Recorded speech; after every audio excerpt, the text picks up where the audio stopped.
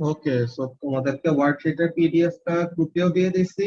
আজকে আমি ফার্স্টে এটা নিজে সলভ করে দেখাবো যে কিভাবে কিভাবে তোমাদের এই কোশ্চেন গুলো ট্যাকেল করা লাগবে। ওকে, তো এমনিতে বুঝতে পারার কথা, নরমালি কোনো রকমের প্রবলেম হওয়ার কথা না। এটা মার্ক স্কিমটা আছে, প্রিপেয়ার করে গ্রুপে দিয়ে দিবে পরে, ঠিক আছে। এমনিতে এই এই ওয়ার্কশিটের মধ্যে নতুন সিলেবাস পুরান সিলেবাস সবকিছু মিলাই কোয়েশ্চেন আছে, সো মার্ক স্কিম দেখলে একটু কনফিউশন অ্যারাইজ করতে পারে, বাট যেটা বললাম তোমাদেরকে নতুন যে অ্যাপেন্ডিক্সটা দিছে না, ওই অ্যাপেন্ডিক্স 10 এর মধ্যে যা যা জিনিস দেওয়া আছে ওই ব্যাপারগুলি আমরা ফলো করব, যে পার্সেন্টেজ আনসার্টেনটি ক্যালকুলেশনের সময় কিভাবে কি করা লাগবে, নতুন স্পেসিফিকেশনে যেভাবে আমাদের কি ইনস্ট্রাকশন দেওয়া ওইটার উপর। কালকে ইউনিট 3ও থাকবে, প্লাস আমাদের ইউনিট 2 তে যে কোয়ান্টাম করলাম না, ওয়েভস, কোয়ান্টাম আর ইউনিট 3 এই আনসার্টেনটি ক্যালকুলেশন এগুলো মিলায়। ওকে, কালকে ইউনিট 1 এর কিছু নাই, ঠিক আছে।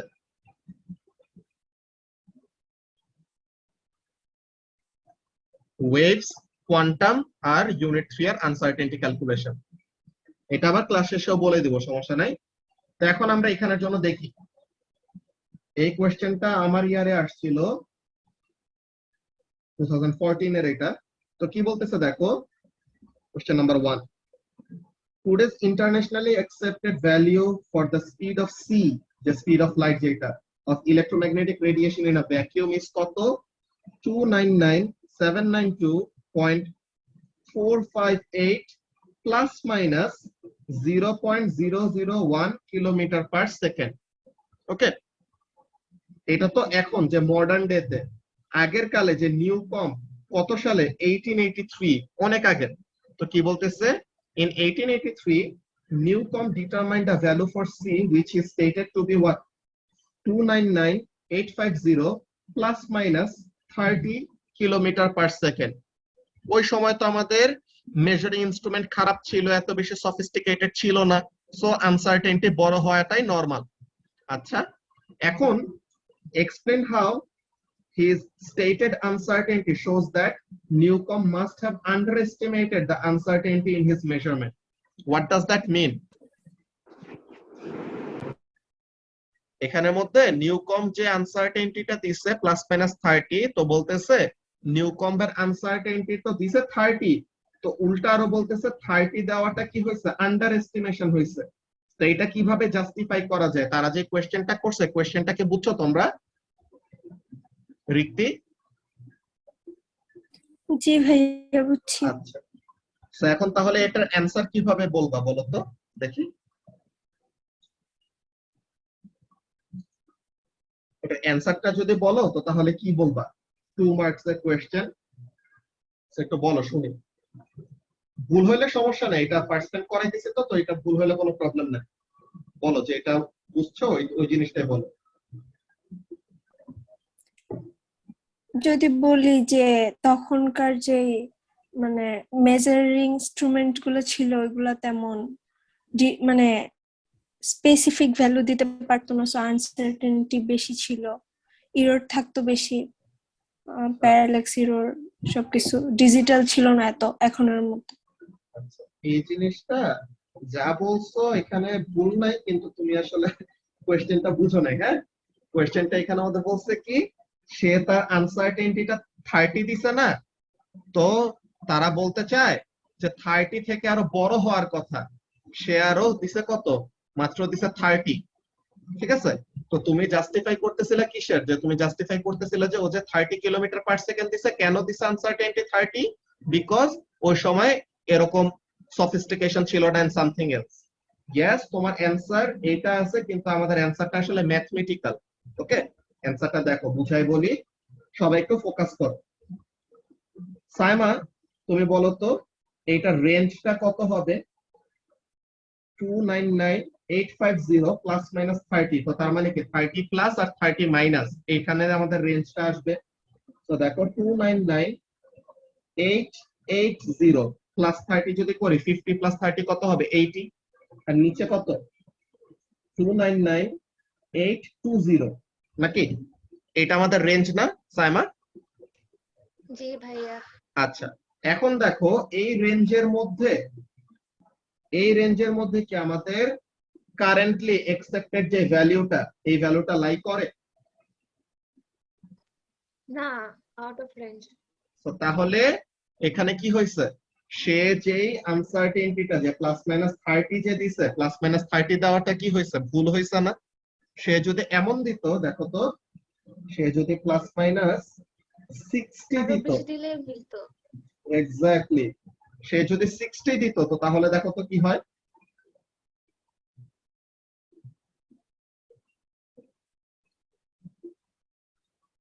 তো 60 দিলে পরে এটা কত হবে, 299910, 299,910 আর নিচে 299,790। এখন দেখো তো আমাদের কারেন্টলি অ্যাকসেপ্টেড ভ্যালুটা কত, 299,792 পয়েন্ট সামথিং সামথিং। তো তাহলে কি এটা আমাদের রেঞ্জের মধ্যে পড়তো না তখন?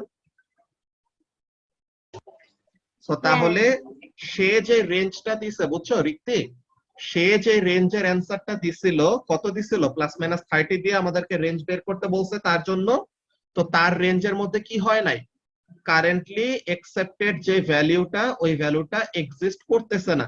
তো তার মানে কি, সে যে আনসার্টেনটিটা ইন্ট্রোডিউস করছে বা সে যে আনসার্টেনটিটা প্রপোজ করছে, এই আনসার্টেনটিটা কি করছে, সে কম ধরছে, তাই না?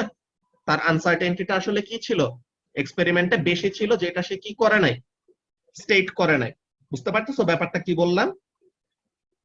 জি ভাইয়া। তো এইটা হলো আমাদের মেইন ব্যাপার। তো তাহলে আমরা এখানের জন্য বলবো কি, আমরা এখানের জন্য বলবো তার স্টেট করা আনসার্টেনটিটা দিয়ে কি হচ্ছে না, আমাদের কারেন্টলি অ্যাকসেপ্টেড যে ইন্টারন্যাশনাল ভ্যালুটা আছে, ওই ভ্যালুটা লাই করে না। তো তার মানে সে কি করতেছে, তার আনসার্টেনটিটাকে আন্ডার এস্টিমেট করতেছে। ব্যাপারটাকে সবাই বুঝতে পারছো কি বললাম? মারিয়া বুঝছো? আচ্ছা, তো এটার অ্যান্সারটা আমরা লিখে দিব একটু পরে, ফার্স্টে এই অ্যান্সারটা বুঝাই নেই, তাহলে পরে বুঝতে পারবা।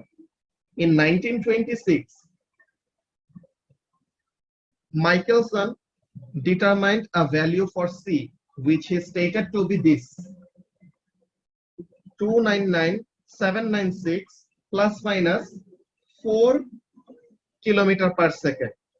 এখন কমেন্ট করতে বলছে, comment on the value determined by Michelson. তো এখন দেখো তো মাইকেলসনের রেঞ্জটা কত, 299,792, 299,800 থ্যাংক ইউ। তো তাহলে এটা হলো আমাদের রেঞ্জ। এই রেঞ্জের মধ্যে কি আমাদের ইন্টারন্যাশনালি অ্যাকসেপ্টেড যে কারেন্ট ভ্যালুটা আছে ওটা লাই করতেছে না, 299,792.458, তাই তো? তো তাহলে এটা কি করতেছে, the currently accepted international value is within the range that is suggested by whom, Michelson. So তাহলে মাইকেলসনের এটা কি বলবো, মাইকেলসনের স্টেট করা সি এর ভ্যালু এন্ড তার আনসার্টেনটিটা কি, কারেন্টলি অ্যাকসেপ্টেড ভ্যালুটা এক্সিস্ট করতেছে। এন্ড এখানের জন্য কমেন্টের জন্য আরেকটা কাজ আমরা কি করতে পারি, এই যে আনসার্টেনটি দেওয়া আর এই যে ভ্যালু দেওয়া, এই দুটো ইউজ করে আমরা কি বের করতে পারবো, পার্সেন্টেজ আনসার্টেনটি বের করতে পারবো না লামিয়া? ভাইয়া ওই যে স্লাইটলি জি ভাইয়া। বড় না ভ্যালুটা 0.458, ওইটা কি হবে? এটা তো স্লাইটলি বড়, এর জন্যই তো রেঞ্জের মধ্যে। যদি একদম নেগলিজিবল ধরবো? এটা নেগলিজিবল ধরার কিছু না, এটার ব্যাপারটাই হলো কি, যে আগে তো ডেসিমাল প্লেসে যাইতেই পারতো না, যে আগে এত বেশি প্রিসিশনে আমরা কি করতে পারতাম না, ভ্যালুগুলি ডিটারমাইন করতে পারতাম না, বুঝছো? আগে আমরা কোনো মতে জাস্ট এরকম ভ্যালুটা বের করছি। এই ডেসিমাল গুলি আসছে কেন, এখন যে নতুন কারেন্ট টাইমে আমাদের ইনস্ট্রুমেন্ট গুলো অনেক বেশি প্রিসাইজ দেখে কি করতে পারি, আরো বেশি ডেসিমাল প্লেস ওয়ালা ভ্যালু বের করতে পারি। বুঝতে পারছো? এটাকে ইগনোর করার জন্য এরকম বলি নাই। এই ভ্যালুটা কি করতেছে, যদি আমাদের এমন হইতো, কেমন 299,791 পয়েন্ট সামথিং কিছু হইতো, তো তখন কিন্তু আমাদের এটা কি বলতাম, রেঞ্জের বাইরে বলতাম না। আমরা জাস্ট দেখবো স্পেসিফিক্যালি যে আমাদের রেঞ্জের মধ্যে ওই ইন্টারন্যাশনালি অ্যাকসেপ্টেড ভ্যালুটা লাই করে নাকি না। বুঝতে পারছো ব্যাপারটা ঋত্বিক?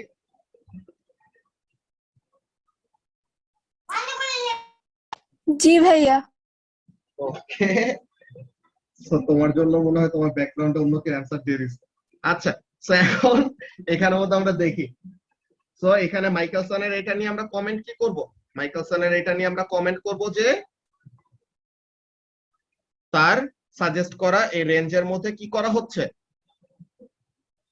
আমাদের এক্সেপ্টেড ভ্যালুটা ক্যারি করা হচ্ছে, লাই করতেছে। সো তার মানে তার সাজেস্টেড ভ্যালুটা ঠিক আছে। এরপরে নিচে calculate the percentage uncertainty claimed for today's internationally accepted value for C. So তাহলে আজকের দিনে আমাদের আনসার্টেনটিটা কত? 0.001 আর ভ্যালুটা হলো এইটা। তো তাহলে পার্সেন্টেজ আনসার্টেনটি কি হবে? 0.001 ডিভাইডেড বাই 299,792.458 ইনটু 100। বুঝতে পারছো? তো এখানের জন্য যেটা আসে ওই জিনিসটা আমরা লিখবো। এই কোয়েশ্চেন নাম্বার 1 নিয়ে যা যা জিনিস বললাম এখন পর্যন্ত কারো কি কোনো প্রবলেম আছে? না, এটা কি 1 সিগনিফিকেন্টে লিখবো অ্যান্সারটা? এক্স্যাক্টলি, এই জিনিসটাই ভেরি গুড। ভালো মতো খেয়াল করছো যে আমাদের লিস্ট কাউন্টটা আর আমাদের এই যে রেজোলিউশনটা কততে দেওয়া, এটা কত সিগনিফিকেন্ট ফিগার? এটা আমাদের 1 সিগনিফিকেন্ট ফিগারে দেওয়া। তো এখন এখানের জন্য আমরা কাজটা কি করতেছি? বেসিক্যালি লিস্ট কাউন্টটা যত সিগনিফিকেন্ট ফিগারে থাকে আমরা ফাইনাল অ্যান্সারটা যে পার্সেন্টেজ আনসার্টেনটি যখন বের করব এটা তত সিগনিফিকেন্ট ফিগারে দিব। আমরা এটাতে যাই, তারও কোশ্চেনের ইয়ার তো মনে আছে, আসিফ মার্কস তার আগে আমরা ফার্স্ট এটা বের করে নেব। কোন ইয়ার ফিজিক্স এন্ড ম্যাথস করে দেয়।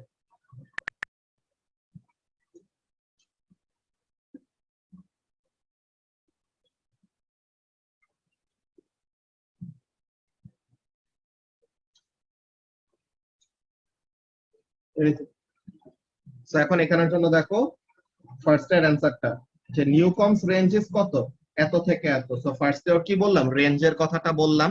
দেন কি বলবো? কম্পারেটিভ একটা স্টেটমেন্ট। কেমন?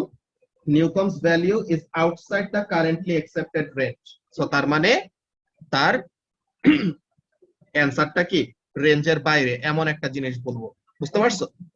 তো তাহলে এখানের জন্য অ্যান্সারটা কি এমন হবে? Let's see, Newcomb's range is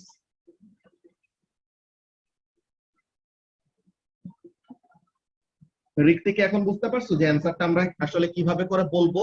তুমি যা বলছিলে ওটা ঠিক আছে, কিন্তু এটা হলো কোয়ালিটেটিভ অ্যান্সার। আমরা এখানে একদম কোয়ান্টিটি ধরে বলতেছি যে কেন 30 নেওয়াটা তার ভুল হয়েছে। বুঝতে পারছো? জি ভাইয়া। তো তাহলে নিউকমের রেঞ্জটা বলবো, Newcomb's range is, sorry, Newcomb's range is 299,880 kilometre per second to 299,820 kilometre per second. Sorry, এখন এটাতে 1 মার্ক পাইলাম রেঞ্জ বলাতে, আর একটা মার্ক কিসে পাবো লামিয়া?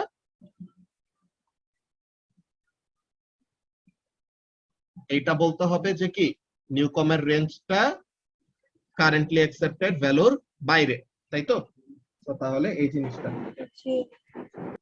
যে Newcomb's value is outside, sorry, Newcomb's value is outside the currently accepted range.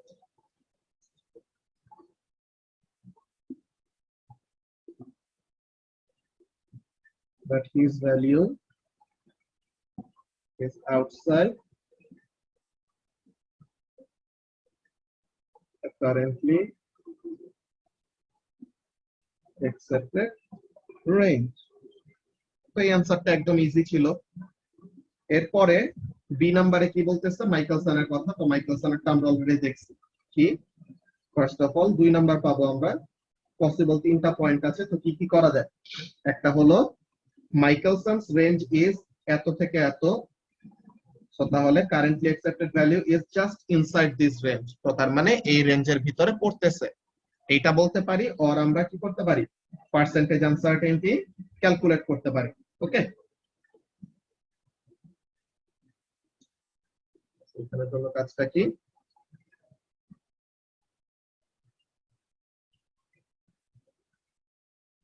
so Michelson's range is 299,800 kilometer per second to 299,792 kilometer per second. Sorry, kilometer per second. So the currently accepted range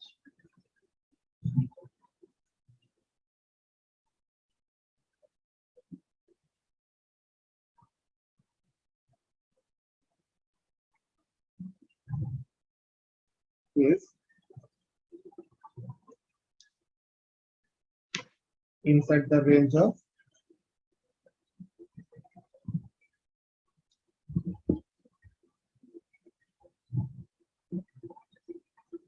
Michelson's value. ঠিক আছে, and finally number 3 এর জন্য কি হলো, C এর জন্য এই যে এখানের জন্য দেখো কাজটা কি। So attempt to find the percentage uncertainty using half range or the whole range, দোনোটাই accept করছে তারা। So 3.3 into 10 to the power minus 7 or 6.7 into 10 to the power minus 7, যেটাই করো তারা কারেক্ট দিবে।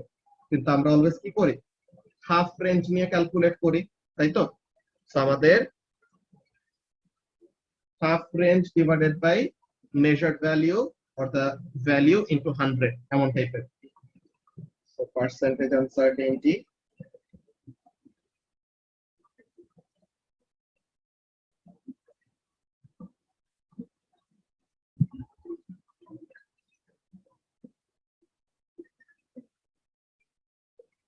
half range divided by value or measurement times 100। এখানের মধ্যে half range কত হবে, রেঞ্জ হলো এইটা, তো তাহলে হাফ রেঞ্জ কত, এটা ডিভাইডেড বাই 2 নাকি সাইমা? 0.001 ডিভাইডেড বাই 2, আর ভ্যালুটা কত, 299,792.458।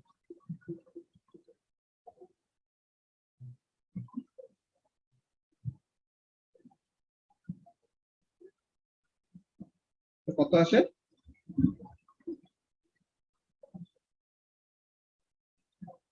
হোল রেঞ্জ মানে এই যে তোমার 0.001 যেটা ছিল না, 0.001টা বসাই দিতা, যে 0.001 ডিভাইডেড বাই যে ভ্যালু দেওয়া আছে ইনটু 100, বুঝছো মারিয়া?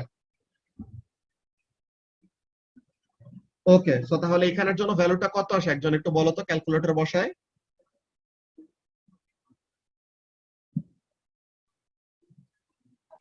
ভাইয়া 0.001 ডিভাইড বাই 2 কেন করছি? 0.001ই তো হাফ রেঞ্জ না? এখানে তোমার ব্যাপারটা দেখো, যে এখানের মধ্যে কাজটা কি, আগে এই যে এটা কবের কোশ্চেন, 2014 এর না। আমরা নরমালি এখন যা লিখি, এখন আমরা অলওয়েজ কি করি, যে এই জিনিসটা, সরি, যে এখন আমরা এই জিনিসটা ডিভাইডেড বাই এইটা করে ফেলবো ডিরেক্টলি। আগেও আমরা এটা করতাম, কিন্তু আগে তারা প্লাস মাইনাসের পাশে যেটা লিখতো, এখানের মধ্যে তারা কি লিখতো, রেঞ্জের ভ্যালুটা লিখতো, বুঝছো? তো আমরা এমনও করতে পারি যে এটা করবি একই কথা, 0.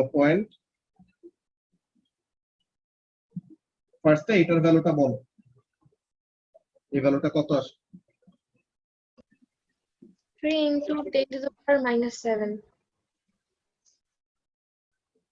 3 into 10 to the power minus 7, এটা। হ্যাঁ, তো তাহলে এত পার্সেন্ট এই জিনিসটা আমাদের কি আসবে, পার্সেন্টেজ আনসার্টেনটি আসছে, ঠিক আছে। আর এখানের মধ্যে তারা হোল রেঞ্জ, তাহলে তারা কি করছে, আচ্ছা এটা তাহলে তারা হাফ রেঞ্জে দিছিল, সরি সো এই জিনিসটা আমাদের হাফ রেঞ্জে ছিল, সো তাহলে এটা 0.001 ডিভাইডেড বাই যে মেজারমেন্টের ভ্যালুটা দিছে ইনটু 100 করলে যা পাইছো ওইটাই। ওকে, তো এখন এখানের জন্য যে জিনিসটা বলছিলাম খেয়াল করো যে এটা কত 1 ডেসিমাল প্লেসে, যে এখানে কি 1 সিগনিফিকেন্ট ফিগারে আছে না, তো এটা কিন্তু আমাদের অ্যাকচুয়ালি 1 সিগনিফিকেন্ট ফিগারে অ্যানসার দেওয়ার কথা, যে 3% দেওয়ার কথা, কিন্তু মার্ক স্কিম এটা আগের দেখে আগে তারা কত একসেপ্ট করতো 1 অর 2 যে কোন একটা দিলে পরে তারা একসেপ্ট করতো। এগুলো আমরা রিসেন্ট মার্ক স্কিম গুলো যখন স্টাডি করব তখন এগুলো দেখব। ওকে, ফার্স্টে আমরা শুধু এক্সাম্পল ক্যালকুলেশন কয়েকটা করে নিতেছি, ঠিক আছে তাই না? এখানের জন্য ভাইয়া রিসেন্ট পেপারে পাশে কি হাফ রেঞ্জ দেয় নাকি পুরা দেয়? হাফ রেঞ্জ নেয়, ওকে, ঠিক আছে। তো তাহলে percentage uncertainty is equal to this. Okay, তাহলে ভাইয়া ওই যে 6 পয়েন্ট ওটা কি ছিল? 6 পয়েন্ট ওটা কি ছিল, ওই জিনিসটা যে তারা এই যে হাফ রেঞ্জে দেওয়া ছিল, তারা এই হাফ রেঞ্জের সাথে ইনটু 2 করে দেন বের করতো, ঠিক আছে। এই জিনিসগুলো এখন আমাদের নতুন সিলেবাসে আর দরকার হবে না, তো এগুলা নিয়ে আমরা ফোকাস করব না বেসিক্যালি। ওকে মারিয়া, হ্যাঁ। তার এখানে পাশে যেটা প্লাস মাইনাস দেওয়া থাকবে ওইটাকেই আমরা কি করব, আমাদের ভ্যালুটা দিয়ে ডিভাইড করে পার্সেন্টেজ আনসার্টেনিটি বের করব, ঠিক আছে। ঠিক আছে। ওকে, সো তাহলে আমাদের মেইনলি 3.3% আসে, কিন্তু আমাদের নতুনের জন্য লিখতে হবে কত, শুধু 1 সিগনিফিকেন্ট ফিগারে। এই ব্যাপারটা নিয়ে আমরা ডিসকাস করব। এমনিতে তোমাদের আসে কত 3.333, এটা আসবে না, সরি পার্সেন্ট। সো তাহলে এটাকে আমরা সিন্স এটা কত সিগনিফিকেন্ট ফিগারে, 1 সিগনিফিকেন্ট ফিগারে, সো আমরা ফাইনাল অ্যানসারটা কিসে দিব, 1 সিগনিফিকেন্ট ফিগারে দিব। বুঝতে পারছো? তো এই জিনিসটা আমরা নতুন মার্ক স্কিমে দেখাচ্ছি একটু পরে, নতুন কোয়েশ্চেন গুলো আমরা দেখে নেই, ওখানের মধ্যে থেকে আসবে। সো ফার্স্টে এই কোয়েশ্চেনটা যে যে ডিসকাশন গুলি করা হয়েছে এটা নিয়ে কি কারো কোনো প্রবলেম আছে? না। ওকে, সো এরপরে আমরা দেখি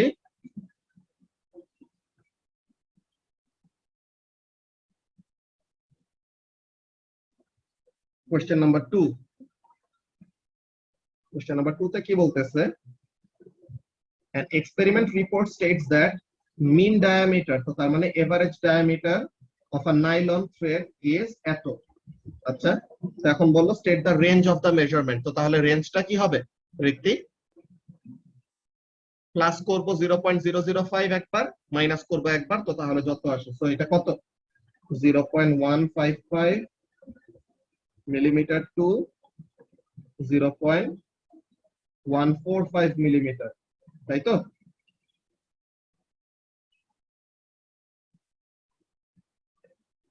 এরপরে বি নাম্বারে কি বলতেছে, calculate the percentage uncertainty in the measurement. তো তাহলে পার্সেন্টেজ আনসার্টেনিটিটা কি হবে এবার মারিয়া? হাফ রেঞ্জ দেব। তো এখানে যেটা দেওয়া আছে এটা অলরেডি কি হাফ রেঞ্জটা, তাই না? হ্যাঁ। তাহলে percentage uncertainty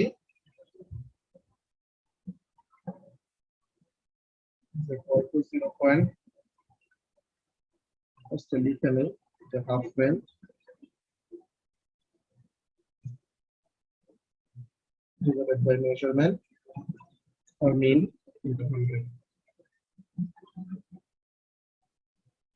This divided by this into 100 কত আসে 3.33 এটা? হ্যাঁ। সো 3.3%, তাই তো? ধরো মার্ক স্কিমটা চলে আসছে, মার্ক স্কিমটা ওপেন করে নেই 1 মিনিট, তোমাদের গ্রুপে দিয়ে রাখি ফার্স্টে।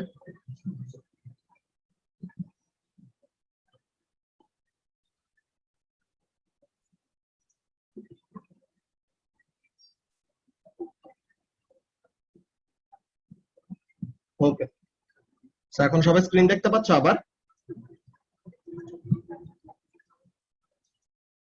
ওকে, তো এখন এখানে দেখি, সো কোশ্চেন নাম্বার 2 এর জন্য এই যে দেখো সাইমা, অ্যান্সারে কত আসছে? 3.3%, কিন্তু আমরা অ্যান্সারটা লিখবো কত? 1 সিগনিফিক্যান্ট ফিগার। বুঝতে পারছো যে জাস্ট কত লিখবো? 3 লিখবো। ওকে, এগুলো হলো আমাদের রিসেন্ট মার্ক স্কিম গুলাতে এরকম করে দিচ্ছে। যদিও তারা 2 সিগনিফিক্যান্ট ফিগারও একসেপ্ট করে, বাট স্টিল আমরা ওই রিস্কটা নিব না। ওকে, যে তোমাদের লিস্ট কাউন্টটা যত সিগনিফিক্যান্ট ফিগারে থাকবে, পার্সেন্টেজটা কি করা লাগবে? তত সিগনিফিক্যান্ট ফিগারে অ্যান্সার দিতে হবে। বুঝতে পারছো? তো তাহলে এটা আসছে কত? 3.3%। ইয়েস, 3.3 লিখলে কাটে না নরমালি, কিন্তু আমরা এই রিস্কটা নিব না। আমরা কত লিখবো? ডিরেক্টলি 3% লিখবো। এন্ড এটা 3% লেখার লজিকটা কি Lamia?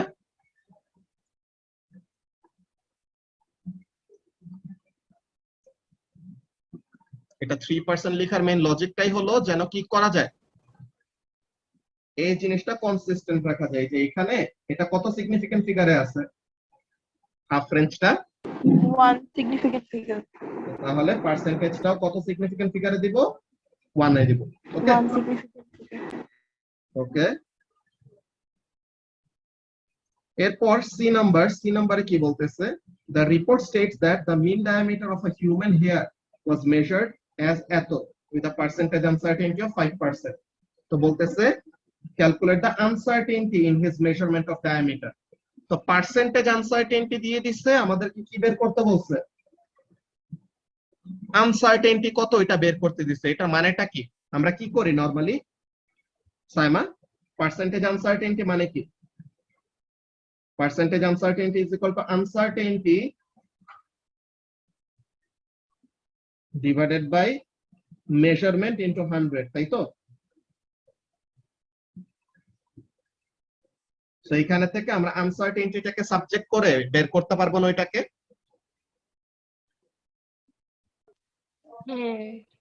So uncertainty is equal to কি হবে? Uncertainty will be equal to percentage uncertainty into measurement divided by 100. So percentage কত? 5%. Measurement কত? 0.075 আর divided by 100. এটা করলে পরে কত আসে? 3.8 into 10 to the power minus 3. কত? 3.8। হ্যাঁ 75 আসছে তো 8. ওকে, সো ফার্স্ট আমরা পুরোটা লিখে দেব। 3.75 এটা into 10 to the power minus 3. 3 unit কি?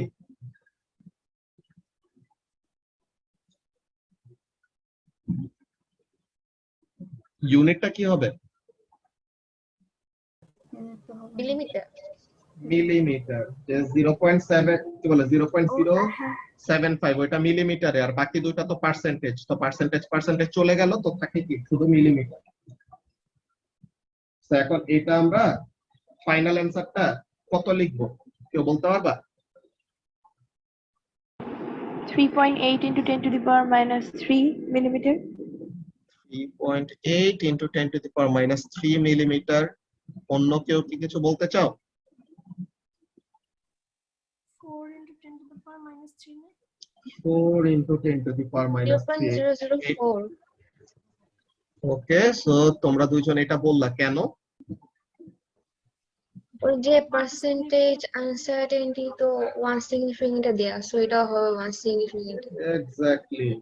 পার্সেন্টেজ আনসার্টেনটিটা কত সিগনিফিক্যান্ট ফিগারে দেওয়া লামিয়া? 1 significant figure. তো আমরা এইখানের জন্য কি লজিকটা বলছিলাম মনে আছে? এটা যত সিগনিফিক্যান্ট ফিগারে পার্সেন্টেজ তততে হয়। তো তাহলে পার্সেন্টেজ যততে হবে প্লাস মাইনাসের ওইটা তততে নিয়ে যেতে হবে না? জি। তাহলে এটা কত সিগনিফিক্যান্ট ফিগারে অ্যানসার দিতে হবে? 1, তাই তো? তো এটা আমরা একটু চেক করে নেই মার্কস কিনা তারা কি দিছে। সো তারা দুইটাই অ্যালাউ করছে, 1 to 2 দুটোটাই অ্যালাউ করছে, কিন্তু এই যে মেইন অ্যানসারটা কি? ওটা হলো অ্যালাউ এর রেঞ্জে, কিন্তু এটা কত? 1 সিগনিফিক্যান্ট নাকি 2? লামিয়া 1 সিগনিফিক্যান্ট ফিগার না এটা? জি ভাইয়া। তো তাহলে এই ব্যাপারটা খুবই ইম্পর্টেন্ট। ওকে, তা অনেকজনই এই ব্যাপারটা নোটিস করে না, তারা ক্যালকুলেশনটা এতটুকু করে ডিরেক্টলি এটা লিখে দেয় 3.75 ইন্টু 10 টু পাওয়ার মাইনাস 3। তারা বলে ক্যালকুলেশনে কোনো ভুল আছে, কোনো ভুল নাই, কিন্তু তারা তো আসলে সিগনিফিকেন্ট ফিগারের ব্যাপারটাই বুঝে না। বুঝতে পারছো? তাহলে এটা কত হবে? 4 into 10 to power minus 3 millimetre. এটা লিখতে পারো, or you can write it like this, যে 0.004 মিলিমিটার, একই কথা। বুঝতে পারছো? তাহলে এটা কত? 0. বলো। আমাদের যদি আনসার্টেনটি আর হচ্ছে মানে আনসার্টেনটি আর হচ্ছে রেঞ্জ বলতো আর আমাদের মেজারমেন্ট বের করতে বলতো, তখন আমরা কোনটা করতাম? আনসার্টেনটি বলে দিছে, মানে মানে শুধু মেজারমেন্ট বের করতে বলছে, তখন আমরা কি করতাম? মেজারমেন্ট বের করতে বলছে, আর তোমার ইয়েগুলা কি দেওয়া, ইনফরমেশন কিসের কিসের দেওয়া? 1 সিগনিফিকেন্ট আর 2 সিগনিফিকেন্ট যখন মিক্স আপ থাকবে তখন কি করব? তখন আমরা always least number of significant ফিগারটা নিব। বুঝছো? মিক্স আপ থাকলে পরে লিস্ট নাম্বার অফ সিগনিফিকেন্ট যেখানে ওইটা নেই। ওকে, ওকে। আচ্ছা। তো তাহলে এই অ্যানসারটা নিয়ে কারো কি কোনো কনফিউশন আছে? জেরিন বুঝতে পারতেছো? জি ভাইয়া। ওকে, তো তাহলে এই ব্যাপারটা গেল। Now let's see question number 3। Question number 3 তে কি বলতেছে দেখি। A teacher demonstrated echolocation to her students. So যে ব্যাট, দেন ডলফিন, ওরা কি করে এই echolocation ইউজ করে যে ডিসটেন্স বের করে। আমরাও তো আমাদের রেডার এন্ড এভরিথিং এইসবে কি করি, echolocation or pulse echo টেকনিকটা ইউজ করি। তো বলতেছে কি, the teacher made a loud sound and an echo returned from the distant building as shown in the diagram. আচ্ছা, তো ডিসটেন্স হলো s, তো ডিসটেন্স s একবার যাবে একবার আসবে। The teacher and 5 students stood a distance s from the building. Each student measured the time t being heard. যে sound যখন করছে তখন স্টপওয়াচ অন করছে, সাউন্ড যখন শুনলো ফেরত, যে একোটা যখন ফেরত পাইছে তখন স্টপওয়াচ অফ করছে আর কি। নাও নাম্বার এ, এই জায়গাটায় এই জিনিসটা হাজার হাজার স্টুডেন্ট মানে গণহারে ভুল করে। তো এই ব্যাপারটা একদম ভালো মতো স্টার মার্ক দিয়ে রাখবা সবাই। কি বলা হয়েছে এখানে, এই অ্যানসারটা কে বলবা? সার্বিক দেখো বলতেছে কি, state one source of uncertainty in the values of t measured by the students. So source of uncertainty টা কি হবে? স্টপওয়াচের কি আছে, স্টপওয়াচ তোমার যখন নাকি রিডিং নেবে, তোমার এরকম এই যে 0.88, 0.89, 0.91, 0.75, 0.88। তো এটা থেকে আমরা কি বুঝতেছি? স্টপওয়াচের প্রিসিশনটা বুঝতেছি না সার্বিক? আচ্ছা, তো এখন এখানে আনসার্টেনটিটা কিসের জন্য আসবে? স্টপওয়াচের লিস্ট কাউন্টের জন্য। এই যে স্টুডেন্টরা যে রিডিংটা নিবে স্টপওয়াচ দিয়ে, এখানে আনসার্টেনটিটা কিসের জন্য অ্যারাইজ করবে বলতে পারবা? এই যে আমরা মিটার রুল দিয়ে যে রিডিং নেই, মিটার রুল দিয়ে যে রিডিং নেই লেন্থের, এই মিটার রুল দিয়ে লেন্থের রিডিং নিলে পরে এখানে আমরা প্লাস মাইনাস কি লিখি? পাশে যে আনসার্টেনটিটা লিখি ওটা কি লিখি?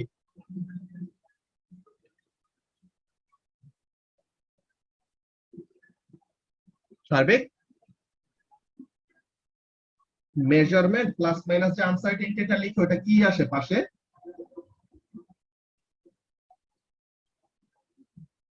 মারিয়া?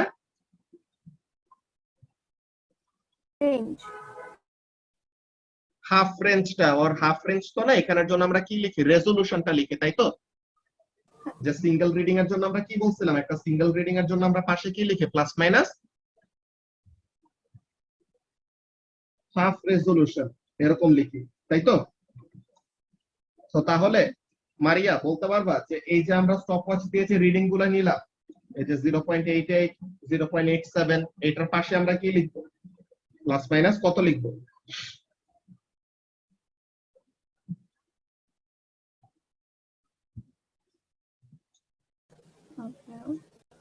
হ্যাঁ, কোশ্চেনটা বুঝছো কি বলছে? হ্যাঁ বুঝছি। তো তাহলে এটা প্লাস মাইনাস কত লিখবো বলতে পারবা? না। সাইমন? 0.02 না? ওকে, তাহলে এইটার জন্য কত লিখবো? সবগুলোর জন্য তো 0.02 নাকি? না, কি বলছি, মিন আচ্ছা। বের করতে হতো, তারপরে না লিখবো। আচ্ছা, মনে করো যে এতগুলা রিডিং নিলাম না, জাস্ট একটা রিডিং এ নিচ্ছে 0.87 আসছে, ঠিক আছে? এখন এটার জন্য প্লাস মাইনাস পাশে লিখবো কত? এই স্টপওয়াচ এত প্রিসিশনে রিডিং দিতে পারে, so তাহলে পাশে লিখবো কত? এটা? না, হাফ লিখবো, হাফ এটা। আচ্ছা, ঠিক আছে, half লিখবো। কিন্তু তোমার অ্যান্সারের মধ্যে একটা ভুল গেছে, বুঝছো? এখানে মধ্যে ভুলটা কিসে? যখন আমরা স্টপওয়াচ ইউজ করব, ঠিক আছে, এটা বললাম না যে যত ভালো স্টুডেন্টই হয় গণহারে এটা ভুল করে। এই ব্যাপারটা সব সময়ের জন্য মাথায় রাখবা। কাজটা কি? স্টপওয়াচ দিয়ে যখন রিডিংটা নিব, the uncertainty arises not because of the precision of the measuring instrument but because of the user. এটা কে ইউজ করে? স্টপওয়াচটা মানুষ ইউজ করে না? তো মানুষের কি থাকে? একটা হিউম্যান রিঅ্যাকশন টাইম থাকে, সাইমা। হ্যাঁ ভাইয়া। এভারেজ হিউম্যান রিঅ্যাকশন টাইমের ভ্যালু কত বলতে পারবা? এটা তো জানি না। এভারেজ হিউম্যান রিঅ্যাকশন টাইম হলো 0.2 সেকেন্ডস। ওকে, এভারেজ হিউম্যান রিঅ্যাকশন টাইমের ভ্যালুটা কত? 0.20 সেকেন্ডস। তো এই জিনিসটা একটু লিখে রাখো সবাই।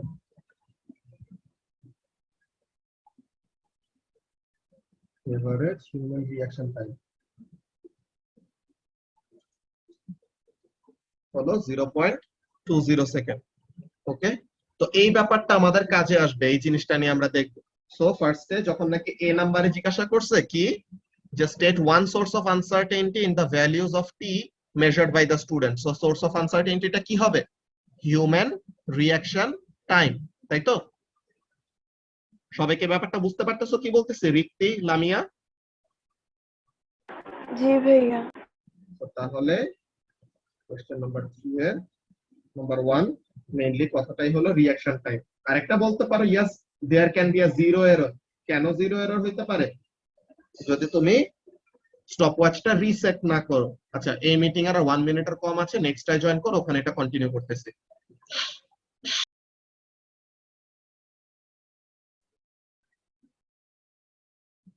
ওকে, সো এখন আমাদের এ নাম্বার কোশ্চেনটা গেল, এটা কি ছিল?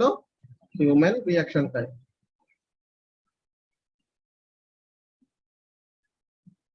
স্টপওয়াচ অন আর অফ করতে করতে যে টাইমটা চলে যাবে। এখন বি নাম্বারে কি বলতেছে? The table shows the values recorded by 5 students.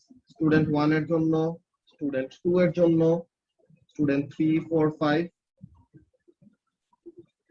ওদের জন্য সবার টাইমের ভ্যালুগুলো দেওয়া। এখন দুইজনের দুইটা সাজেশন আছে। স্টুডেন্টরা সাজেস্ট করতেছে কি, the student suggested that they should include in their calculations all the values of t, যে তারা সব টাইমের ভ্যালুগুলোকে কনসিডারেশনে নিবে। আর টিচার বলতেছে কি, the teacher suggested the value recorded by student 4 should be discarded. তো স্টুডেন্টরা বলতেছে যে সবার ভ্যালু গুলাই একসাথে নিয়ে দেন এভারেজ করবে, আর টিচার বলতেছে যে স্টুডেন্ট 4 এরটা ডিসকার্ড করে দিবে, যে বাকিগুলোর থেকে দূরে আসছে, তো এর জন্য স্টুডেন্ট 4 এরটা ডিসকার্ড করে দিবে। এখন বলতেছে যে explain why both this suggestions are reasonable. তো এখন কেউ কি বলতে পারবা যে স্টুডেন্টদের ক্লেমটা কেন রিজনেবল? হিউম্যান রিঅ্যাকশনের যে ওই রেঞ্জের মধ্যে পড়তেছে ওটা, তাই। হিউম্যান রিঅ্যাকশনের ওই রেঞ্জের মধ্যে পড়তেছে। আচ্ছা, তো তাহলে প্লাস মাইনাস ওই যে আমাদের হিউম্যান রিঅ্যাকশনের টাইম যেটা আছে ওই রেঞ্জের মধ্যে পড়া মানে কি? ইট ইজ কনকর্ডেন্ট, যে ভ্যালুগুলো ঠিক আছে। যে তোমরা কেমিস্ট্রিতে ইউনিট 3 তে এমন পড়ছো না, যে টাইট্রেশনের কনকর্ডেন্ট ভ্যালু শিখছো না সাইমা? সো তাহলে ওখানের মধ্যে কাজটা কি, যে ওই কনকর্ডেন্ট যদি ভলিউমের রিডিং গুলা থাকে তো তখন আমরা কি তাদেরকে কনসিডারেশনে নেই এমন টাইপের, আর কনকর্ডেন্ট না হলে তাদেরকে বাদ দিয়ে দেয় এরকম। তো তাহলে স্টুডেন্টদের ক্লেমটা কি? তাদের যে রেঞ্জ অফ রিডিংটা আছে, রেঞ্জ অফ রিডিংটা কত দেখো তো? সবচেয়ে কম কত? 0.75। সবচেয়ে বড় কত? 0.91। সো তাহলে তাদের রেঞ্জ অফ রিডিংটা কত দেখো তো সাইমা, এই দুটা ডিফারেন্স কত হয়? 0.16 0.16 সেকেন্ডস। আচ্ছা, সো তাহলে এই জিনিসটা হলো আমাদের কি, রেঞ্জ অফ রিডিংটা হলো 0.16 সেকেন্ড। তো এখানে থেকে আমরা কি বলতে পারি যে তাদের সবার ভ্যালু এই রেঞ্জের মধ্যে কি, প্লাস মাইনাস এই রেঞ্জের মধ্যে সবগুলা আছে। তো তার মানে স্টুডেন্টদের সবগুলা রিডিং নিতে চাওয়াটা কি রিজনেবল। এন্ড টিচার বলতেছে কি 0.75 টা বাদ দিতে, এটা কেন, এটা রিজনেবল কেন, এটা বলতে পারবা রিক্তি? কারণ অন্যগুলো ভ্যালুর থেকে তো এই ভ্যালুটার ডিফারেন্স বেশি। ইয়েস। সো তাহলে এটা যদি বাদ দেই তো তাহলে আমাদের রেঞ্জটা কত হয়ে যায়? 0.04 সেকেন্ড। তো এটা কি, এটা হলো আমাদের যে প্রিসিশনটা আছে ওই প্রিসিশনের থেকে বড়। তো তাহলে এখানে থেকেও আমরা জাস্টিফাই করতে পারি। কেমন জিনিস বলছে এই জিনিসটা আমরা দেখি ফার্স্টে। দেখ, সো স্টুডেন্টসদের জন্য 2 মার্ক, টিচারদের জন্য 2 মার্ক। তো এখানের মধ্যে কাজটা কি, স্টুডেন্টস কি বলে, স্টুডেন্টদের ভ্যালু কি করতেছে, T are within a range of this. So এই ভ্যালুর মধ্যে থাকলে কি হইছে, so reaction time is comparable to this range. তো তার মানে রিঅ্যাকশন টাইমটা কি এই রেঞ্জের সাথে কম্পেয়ারেবল। সো স্টুডেন্টদের কথাটা জাস্টিফাই। মারিয়া বুঝতে পারছো, তুমি যেটা বলছিলে এটাই হলো অ্যানসার স্টুডেন্টদের জন্য। ওকে, এন্ড টিচারের ক্লেমটা কি, রেঞ্জ অফ আদার 4 স্টুডেন্টস কত, 0.04 সেকেন্ড। তো তাহলে কম্পারিজন ভ্যালু কি বলে, comparison between student force value and the range or uncertainty, এটা কি হবে, the percentage difference between 0.75 and the other value is large। তো অন্য ভ্যালুগুলো থেকে দূরে আছে, তাই না রিক্তি, তুমি যেটা বললা। তো তাহলে ওইটার জন্য টিচার কি বলতেছে যে স্টুডেন্ট 4 এরটা বাদ দিলে পরে তখন আমাদের কি আসবে, পার্সেন্টেজ ডিফারেন্সটা কমে আসবে। বুঝতে পারছো? তো তাহলে এখানের জন্য আমরা অ্যানসারটা কি লিখবো, অ্যানসারটা দেখো,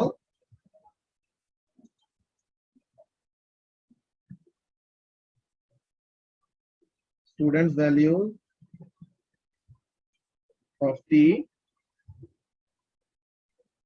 are within a range of 0.16 second and average human reaction time is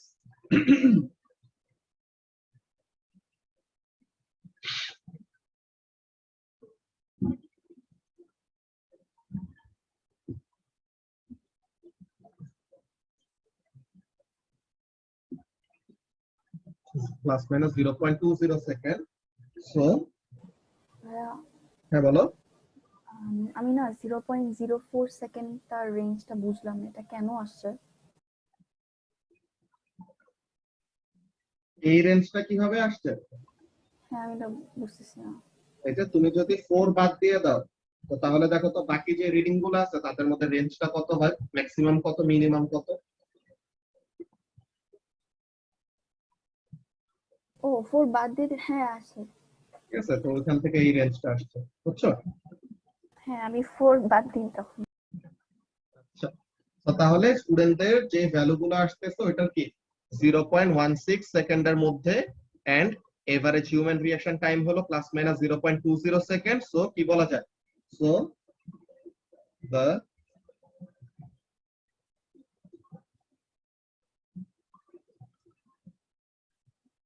values of value না লিখে এমন বলা যায়, so the claim of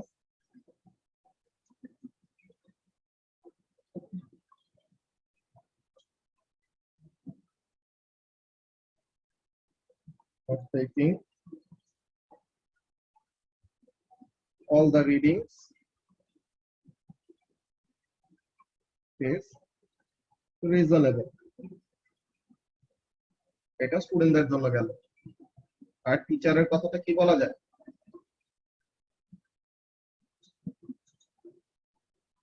if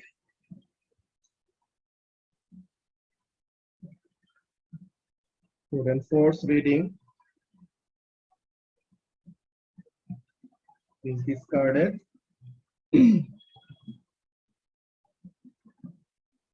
the range is 0.04 second. So the percentage difference will be low.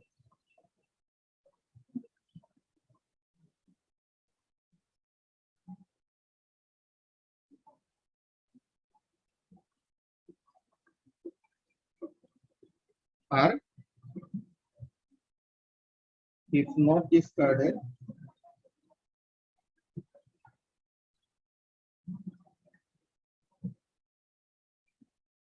then it makes the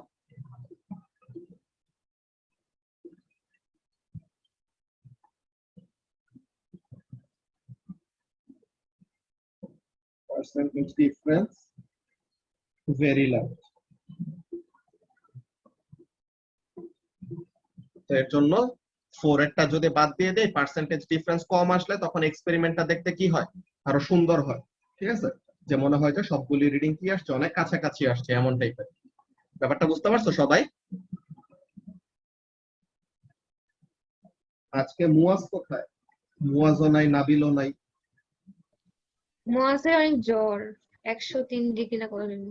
কি আল্লাহ, আসলে এটা তাড়াতাড়ি সুস্থ হয়ে যাক। ওকে, পড়তে পড়তে শিখে গেছে। সবই তোমার বদদোয়া। আচ্ছা, তো এখন calculate the mean value of P. তো মিন আমরা যে কোনো দুইটা, আমরা তো দুইটা রিজনেবল বলে আসলাম না, তো যে কোনোটা তুমি করতে পারো, ইদার 5টা মিলেও করতে পারো, আর 4 নাম্বারটা বাদ দিয়েও করতে পারো। কত আসে এভারেজ? দেখেন এই অ্যান্সার, এভারেজ তো অনেক কঠিন ম্যাথ, তোমরা তো পারবা। সো 4টা নিয়েও এভারেজ করা যায়। তো 4টা নিয়ে এভারেজ করলে পরে কত আসে? 0.885। এটাকে লিখবো কত? 2 সিগনিফিক্যান্ট ফিগারে লিখবো, বিকজ সব ভ্যালু তো গিভেন ইনফরমেশন 2 সিগনিফিক্যান্ট ফিগারে না, লামিয়া?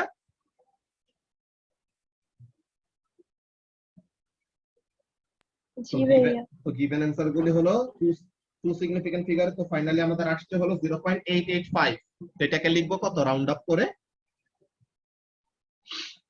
0.89। 0.89 সেকেন্ড লিখবো। ওকে, তাহলে এভারেজটা কত হবে? 0.75 নিলেও তো কোনো প্রবলেম ছিল না। না, ছিল না। এই যে বললাম তো, যে কোনোটা নিলে হবে। এই যে attempt to calculate using 4 or 5 values। তো যদি 4টা ভ্যালু ইউজ করে 0.89, যদি 5টা ভ্যালু ইউজ করে 0.86।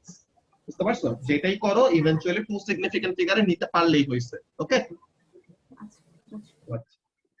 তাহলে আমাদের এভারেজ আসলো কত? 0.89 সেকেন্ড। এখন আমরা পার্সেন্টেজ আনসার্টেনিটিটা যে বের করব, পার্সেন্টেজ আনসার্টেনিটিটা কি হবে? আমরা যেই এভারেজ নিছি ওইটা ওয়াইজ আমাদের কাজ করা লাগবে। আমরা কোন এভারেজ নিছি সাইমা? 4টা ভ্যালু নিয়ে, তাই না? জি ভাইয়া। 88879188। তাহলে 88879188 0.885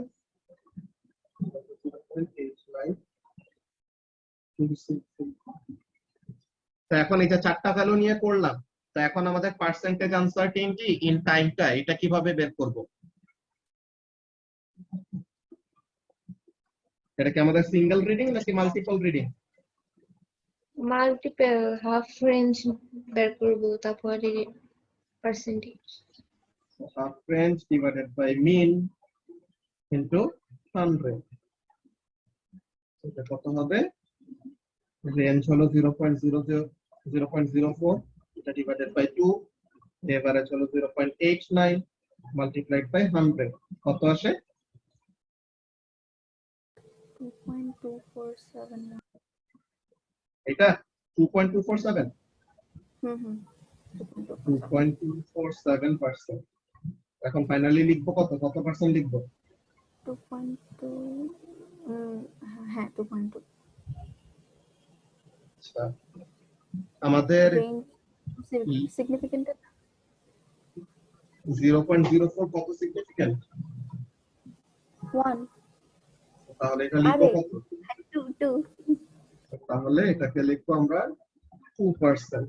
তো দেখছো 0.02 হলো হাফ রেঞ্জ, তাই না সাইমা? এটা হলো এভারেজ ইনটু 100। সো কত আসছিল মারিয়া? 2.247%। কিন্তু লিখবো কত? 2 2। এই যে এখানের মধ্যে দেখছো 2 সিগনিফিকেন্ট ফিগার কি অ্যালাউ করছে? অ্যালাউই করে নাই। তো আমরা তো কখনো এরকম রিস্ক নিতে যাব না যে মাঝে মাঝে 2 ও তো অ্যালাউ করে, তো তাহলে 2.2% লিখি। যে এই যে 2 এর পরে এত বড় পার্সেন্টেজ আছে, এটা বাদ দিয়ে দিব, কত কষ্ট লাগে। তোর মন রাখার জন্য তুমি লিখে দিবা 2.2% লিখবা অ্যানসারের মধ্যে, তারপরে যা তোমার নাম্বার কেটে দিবে। বুঝছো? এত বেশি দয়ালু হয়ে লাভ নাই, যেটা মেইনলি করতে বলছো এটা করে ফেলবা। বুঝতে পারছো? আর যদি আমাদের কি করতাম সাইমা, আমরা যদি 5টা ভ্যালু ইউজ করে এভারেজ বের করতাম তখন কি হইতো জেরিন বলো তো? 5টা ভ্যালুর এভারেজ হলো কত? 5টা ভ্যালুর এভারেজ হলো 0.86, আর 5টা ভ্যালুর রেঞ্জ কত? 0.16 ছিল না? সো এটা হলো half range divided by 0.86 into 100। কত আসে?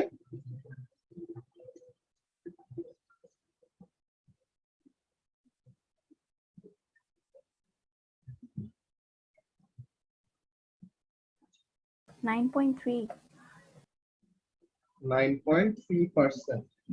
সো এটাকে লিখবো কত? 9.3 কারণ রেঞ্জ তো 0.616। হাফ রেঞ্জ কত আসে? এটা আসে না? 0.08. এটাকে তো হাফ করতে হয় 2 তাহলে এটাকে লিখবো কত? 9. 9 9 পয়েন্ট কত ছিল যেন? 9.3 ছিল। 3 ছিল। তাহলে এটাকে লিখবো 9। বুঝতে পারছো? তো এই যে সিগনিফিকেন্ট ফিগারের এই কয়টা জায়গা, হ্যাঁ, এই 2018 এ মেতে যারা নাকি এক্সাম দিছিল, 2018 এর পেপারটা দেখবা একদম 2012 আর 2011 এর মিক্সচার। বুঝছো?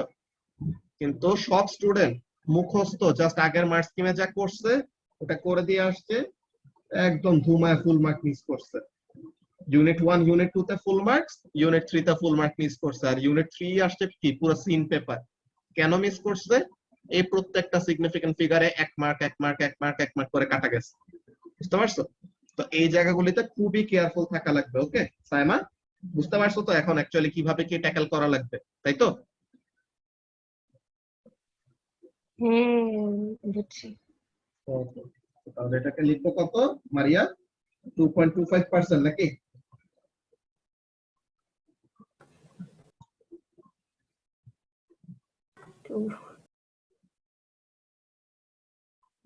আচ্ছা, এখন এখানে কি বলতেছে দেখি, the speed of sound in air is এত, সো বলতেছে calculate the maximum value of s from the students values।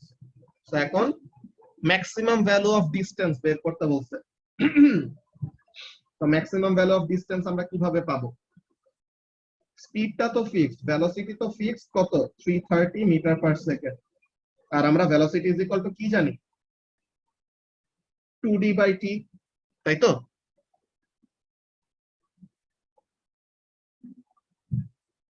তো তাহলে ডিসটেন্স ইজ ইকুয়াল টু কি? Velocity into time divided by 2। তো আমরা ম্যাক্সিমাম ডিসটেন্স কখন পাবো জেরিন? ভি তো কনস্ট্যান্ট, ভি এর তো কোনো রেঞ্জ নাই, 2 হলো একটা পিওর নাম্বার। তো রেঞ্জ আছে কার? শুধু টাইমের রেঞ্জ আছে। তো তাহলে ম্যাক্সিমাম ডিসটেন্স পাইতে হলে আমরা টাইমের ভ্যালুটা কি নিব? ম্যাক্সিমাম ভ্যালুটা নিব নাকি মিনিমাম ভ্যালুটা নিব? ম্যাক্সিমাম। সো তাহলে ফর ম্যাক্সিমাম ডিসটেন্স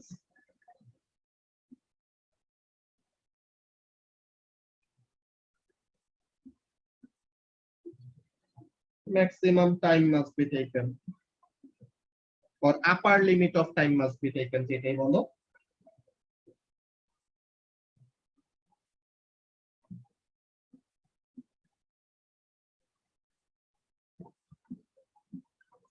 এইখানের জন্য আমাদের স্পিড হলো এইটা, টাইমের এভারেজ ছিল এইটা, আর প্লাস মাইনাস কত?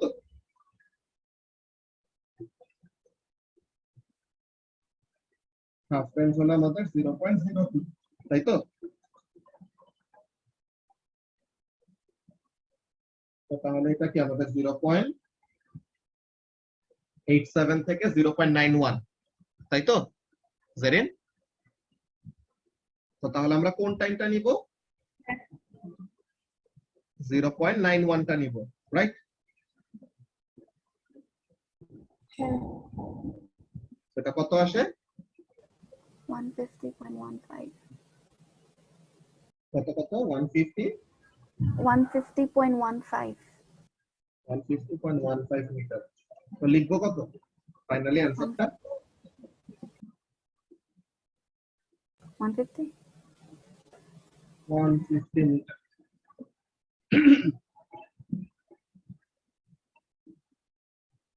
সেটার মধ্যে কত আসে? এটা correct maximum time using a factor of 2, মানে হচ্ছে ডিভাইডেড বাই 2 টা যে করতেছো এটা ঠিক মতো নাকি, দেন ম্যাক্সিমাম ভ্যালু ক্যালকুলেটেড। সো তাহলে ক্যালকুলেশন আসবে এটা, কিন্তু আমাদের গিভেন ইনফরমেশন কত? 2 সিগনিফিক্যান্ট ফিগারে। সো তাহলে আমরা ফাইনাল অ্যানসারটাও কি দেব? তত সিগনিফিক্যান্ট ফিগারে দিব। ওকে, তাহলে accept maximum time from the table or allow ECF, যে আগে যদি ভুল করে আসো ওই ভুল ভ্যালু ইউজ করে ক্যালকুলেট করলেও কারেক্ট করবে। তো তাহলে কত আসে? 150 মিটার। ওকে, এটা নিয়ে কি কারো কোনো কোয়েশ্চেন আছে? লামিয়া? না ভাইয়া। নাও কোয়েশ্চেন নাম্বার 4, এই যে মেজারিং ইনস্ট্রুমেন্টটা দেখানো এটার নাম কি জানো? এটার নাম হলো ক্যালিপার यस, এটার নাম হলো ডিজিটাল ক্যালিপার, যা ডাইরেক্টলি এখানে রিডিং দেখায় দেয়। ওকে,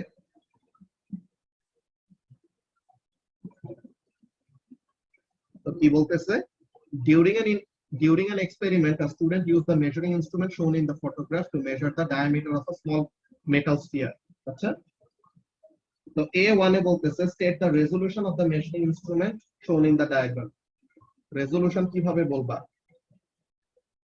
তার রিডিংটা দেখতেছো কেমন দেখাচ্ছে? সাইমা, কত দেখাচ্ছে এখানে রিডিংটা? 13.2 13.2। তো তার মানে সে কত ডেসিমাল প্লেস পর্যন্ত রিডিং দিতে পারে মিলিমিটারে? 0.1 0.1। সো তাহলে তার রিডিং দেখে আমরা একটা জিনিস কি করতে পারি? আমরা অ্যাজাম্পশন করতে পারি যে তার লিস্ট কাউন্ট কত হইতে পারে। সো তাহলে এটাকে লিখবো কত? State the resolution of the measuring instrument, এটা লিখবো কত? 0.1 কি ইউনিট কি? millimeter millimetre. আমরা দেখে নেই রেজোলিউশন কত? 0.1 মিলিমিটার। দেখছো?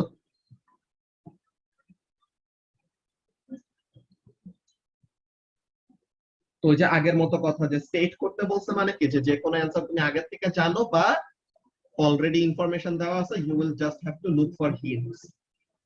ওকে, এখন বলতেছে A2 তে explain why this device is suitable to measure the diameter of the metal sphere.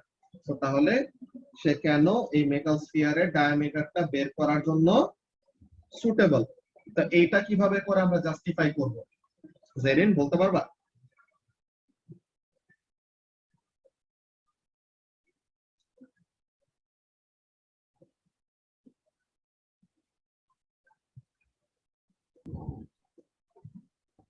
ডায়ামিটারের জন্য লাইক ডিজিটাল ক্যালিপার হচ্ছে গিয়ে এক্স্যাক্ট ওটাই দিবে, মানে মেজারমেন্টটা ভালো হবে। কারণ মেজারিং টেপে তো আমার মিটার রুলে তো আনসার্টেনিটি বেশি থাকবে, এর জন্য এক্স্যাক্টলি ওরকম আমাদের আনসার্টেনিটিটা এখানে সে কি দিবে? কম দিবে। সো ব্যাপারটা দেখো কি বলতেছে। এই যে আমাদের একটা রিডিংটা দেওয়া আছে, ওই রিডিং এর থেকে আমরা দেখবো কাজটা, যে ফার্স্টের কাজটা কি? পার্সেন্টেজ আনসার্টেনিটি স্মল, কেন? Because resolution is much less than the diameter of the ball bearing. So তাহলে অ্যাকচুয়াল ডায়ামিটারের তুলনায় কি, অ্যাকচুয়াল ডায়ামিটারের তুলনায় তোমার রেজোলিউশনটা হলো কম। তো রেজোলিউশন যত ছোট তত তো ভালো, তাই না? যে সে তত ছোট চেঞ্জ কেও কি করতে পারে, ডিটেক্ট করতে পারে, তাই না? সো তাহলে রেজোলিউশন ছোট মানে কি, it is a better measuring instrument. ঠিক আছে দারিন? তো তাহলে ওই জিনিসটা বলবো, একটা হলো পার্সেন্টেজ আনসার্টেনিটি কম, কেন? Because resolution is much less than the diameter of the ball bearing.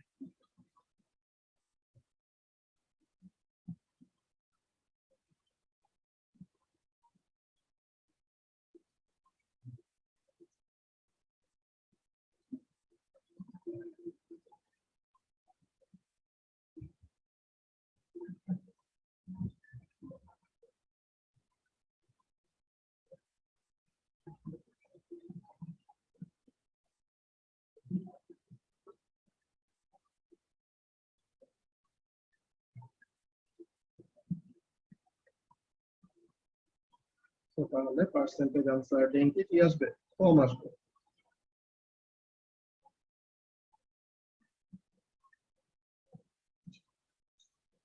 ঠিক আছে, এটা নিয়ে কি কোনো প্রবলেম আছে রিক্তি? না ভাইয়া বুঝছি। সরি, এরপর কি বলতেছে, the student measured the diameter, the reading obtained was this. তো এটা প্লাস মাইনাস আমরা কি লিখি পাশে, হাফ রেজোলিউশন লিখি, তাই না? সো তাহলে অ্যাকচুয়াল রিডিং কত এন্ড প্লাস মাইনাস পাশে কি দেওয়া আছে, this is the half resolution and this is what, this is the measurement, তাই না লামিয়া? তো তাহলে এখন আমরা পার্সেন্টেজ আনসার্টেনিটি কিভাবে বের করব? half resolution divided by measurement into 100. Half resolution divided by measurement into 100.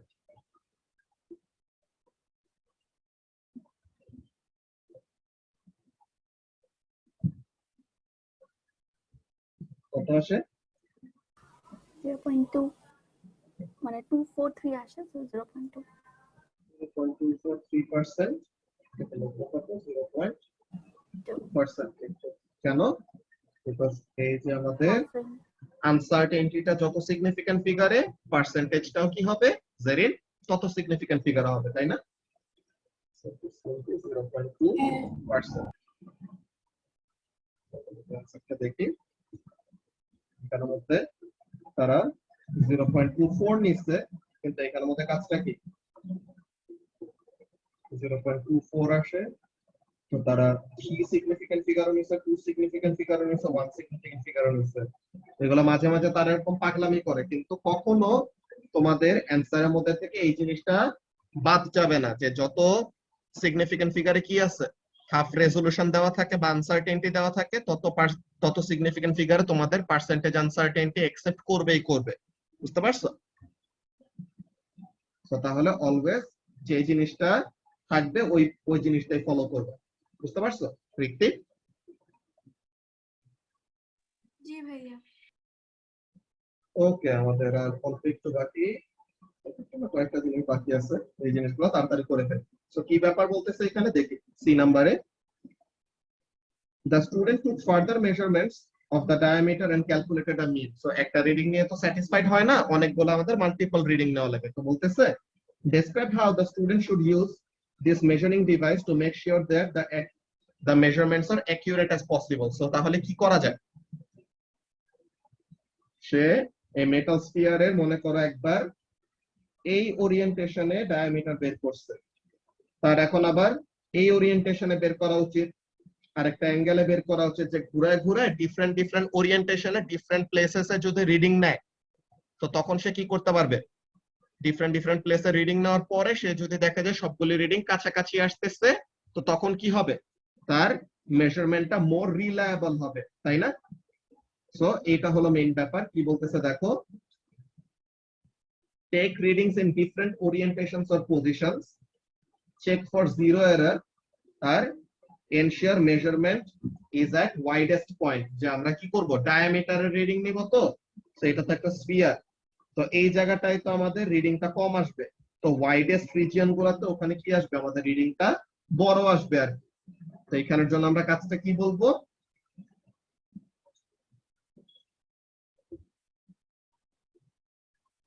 take readings at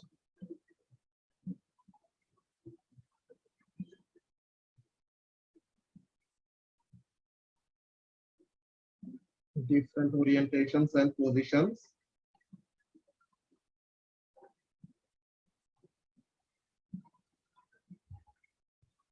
and look out for zero error. অন্য অ্যানসারে, ঠিক আছে, অন্য অ্যানসারে প্যারালেক্স এররটাও একটা পয়েন্ট হিসেবে কনসিডার করা হয়, কিন্তু এই অ্যানসারে প্যারালেক্স এররটা অ্যানসারের মধ্যেই নাই। এটা কেন সাইমা বলতে পারবা? এটা তো ডিজিটাল, তাই এক্স্যাক্টলি, ওইটা যদি আমাদের নিজেদের দাগ গুনে গুনে গুনে গুনে রিডিং নেওয়া লাগতো, তখন আমাদের কি হইতো, চোখের দেখার এইদিক ওইদিকের জন্য there could have been parallax error, কিন্তু এখানে তো প্যারালেক্স এরর হওয়ার কোনো সুযোগই নাই। তো এর জন্য প্যারালেক্স এরর এখানে কি কোনো ভ্যালিড পয়েন্ট হিসেবে ইউজ করা যাবে না। তুমি যদি প্যারালেক্স এরর লিখো তো তার মানে কি, তুমি ডিজিটাল এই ভ্যালু দেখতেছো, ভ্যালু দেখতে তোমার উপরে নিচ থেকে তাকাইলে পরে আমাদের যদি ডিজিটাল একটা ইনস্ট্রুমেন্টের থেকে তুমি রিডিং ভুল দাও, তো তাহলে পরে আসলে কিছু বলার নাই, বুঝছো? তখন বলবে যে এই প্রতিবন্ধীকে ল্যাব থেকে বের করে নিয়ে যাও। তো এখন এখানের মধ্যে কাজটা কি, and look out for zero errors, ঠিক আছে? তো এই জিনিসটা হবে আমাদের অ্যানসার। ওকে মারিয়া? হ্যাঁ হ্যাঁ। আচ্ছা, সো এরপরে ডি নম্বরে কি বলতেছে, the student measured the diameter of a second metal sphere and recorded the following readings, this this this this this. So এগুলি হলো রিডিং। তো এখন বলতেছে calculate the mean diameter of the second metal sphere. So এখন মিন ডায়ামিটারের ভ্যালুটা কত হবে?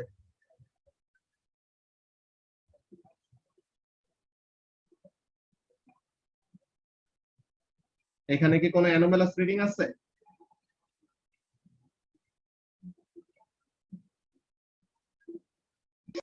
18.3 কে বলতে পারি অ্যানিমালস। 18.3 কে বলতে পারে, দেখি তারা কি করছে। 18.3 নট ইনক্লুডেড। তাহলে এই জিনিসটা ওইটা ইনক্লুড করতেও পারো না করতে পারো, দুটোটাই তারা অ্যালাউ করছে, বাট 18.3 টা কি একটু দূরে বাকি রিডিং গুলোর থেকে, তাই না?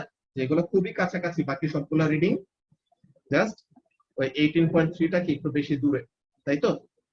আচ্ছা, তো তাহলে এই জিনিসটা 18.3 টাকে আমরা বাদ দিলাম, সাইমা যেহেতু বলছে।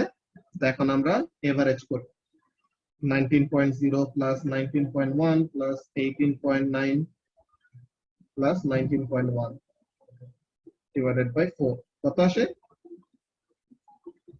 19.025 19.025। তো এটাই তো এভারেজ নাকি মারিয়া? হ্যাঁ ভাইয়া। তো তাহলে অ্যানসারে লিখবো কত? 19 পয়েন্ট কত লিখবো? 19.1 লিখবো। 1 হয় না, না হয় না, 0 লিখবো। তাহলে 19.0 মিটার, কি বলে মিলিমিটার। ওকে, তো এখানের মধ্যে 3 সিগনিফিকেন্ট ফিগারে কেন দিলাম রিডিং জেরিন? এই যে আমাদের রিডিং গুলো কিসে আছে, সবগুলো 3 সিগনিফিকেন্ট ফিগারে না, তো এর জন্য। বুঝতে পারছো? হ্যাঁ। ওকে, এরপর কি বলতেছে, calculate the percentage uncertainty in the mean diameter of the second sphere. So তাহলে পার্সেন্টেজ আনসার্টেনিটি কিভাবে বের করব লামিয়া? এটা তো রেঞ্জ অফ রিডিংস, তো রেঞ্জ অফ রিডিং এর জন্য ফর্মুলা কি, half range by average into 100 নাকি? তাহলে half range by average into 100। Half range কত? রেঞ্জ হলো এইটা, range divided by 2 then divided by average into 100, কত আসে?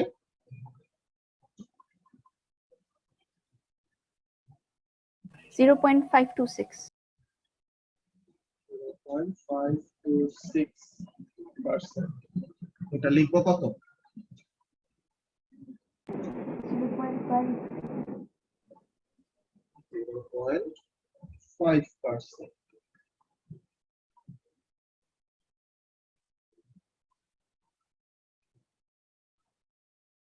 ফাইভ টু সিক্স ওটা করলে কত আসে? 5.3 আসে, কিন্তু অ্যান্সার দেখছো কত?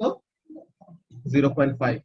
অন্য কি 2 সিগনিফিক্যান্ট বা 3 সিগনিফিক্যান্ট কোনটা অ্যালাউ করছে সাইমা?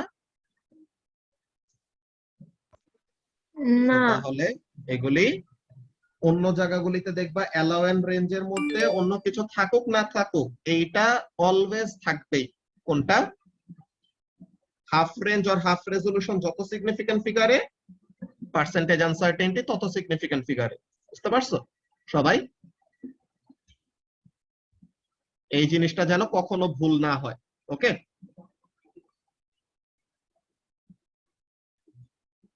আচ্ছা। তো তাহলে এই ব্যাপারটা গেল। লাস্ট যে ক্যালকুলেশনটা, এই ক্যালকুলেশনটা তোমরা করবা। ওকে, এই question number E and question number F, এই দুইটা জিনিস তোমরা করবা। এন্ড তোমাদেরকে যে অ্যাপেন্ডিক্সটা দেওয়া হয়েছে, অ্যাপেন্ডিক্স এর হেল্প নিয়ে, ওকে, তোমাদের অ্যাপেন্ডিক্স এর যেই কম্পাউন্ড আনসার্টেনিটির ব্যাপারটা আছে, ওই জিনিসটার হেল্প নিয়ে তোমরা এই দুইটা ক্যালকুলেশন করবা, কোশ্চেন নাম্বার ই আর কোশ্চেন নাম্বার এফ।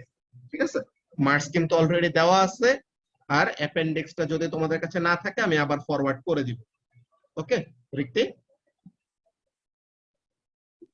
তো এই দুইটা ক্যালকুলেশন তোমরা নিজেরা ভাইয়া করে রাখো। শোনো শোনো, বলো বলো। কালকে এক্সামটা বাদ দাও, এটা কেন? পিছাও। কেন কেন? কতদিন শুক্রবারে ঘুমাইনি, আর কালকে মাসের প্রথম দিকে একটু শান্তি দাও। লাগাতার 2-3টা শুক্রবার নষ্ট করছো। প্লিজ ভাইয়া কালকে একটু বাদ একটা দাও। কথা জীবনে ভালো হ্যাঁ, বলছি, কালকে একটু মাফ করো একটু বন্ধ please। দাও। একটা ভাই, কথা বলে একটা জীবনে ভালো। শুক্রবার প্লিজ। আল্লাহ, আচ্ছা ঠিক আছে, দাঁড়াও দেখতেছি। দেখার কি আছে, তুমি তো এক্সাম নাও, তোমার হচ্ছে কারো পারমিশন নিতে হবে তোমার। ওই তো চিন্তা করে বলতেছি, যদি তোমরা নেক্সট এক্সামে, তাহলে ইউনিট 3 এর তো ক্যালকুলেশন আরো বেড়ে যাবে, নেক্সট উইকে আরো যত সিলেবাস কভার করা হবে পুরাটার উপরে তখন এক্সাম দেওয়া লাগবে। তুমি ঘুরে ফিরে এমনি তো বাস দাও, সমস্যা নেই। ভাইয়া চিন্তা করার আর 45 মিনিট আছে,